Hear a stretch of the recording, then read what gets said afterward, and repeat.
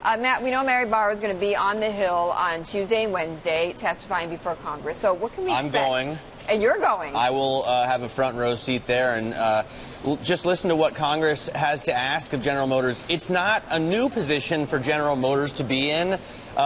They typically they have a history, I should say, of these big fights with Congress, big fights with NHTSA and with safety officials. You know, I mean, GM kicked it off with the Corvair and their battle with Ralph Nader. That started NHTSA.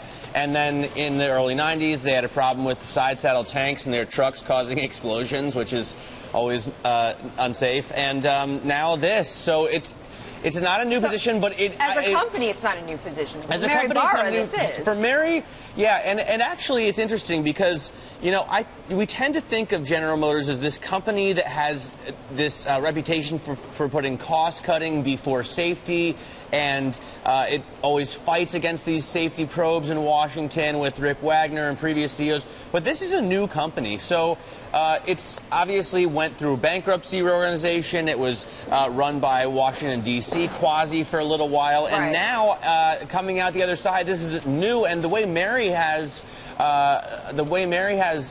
responded is different than GM CEOs would have responded in the past. She apologized. She was very contrite about it. You know, she's hired an outside investigator here to look into these things. She's put a vice president in charge of these issues. Well, and she's right. She's apologized, but she's also been forthcoming with information that Absolutely. has not been flattering on General Motors, which wouldn't have been the case in the past. So she's really taken the bull by the horns in a different way, and maybe General Motors is going to show really their colors as a different, real new company now than they have in the past. But I tell you, it can't be good for their sales numbers, because when consumers hear this, they don't want to buy the product.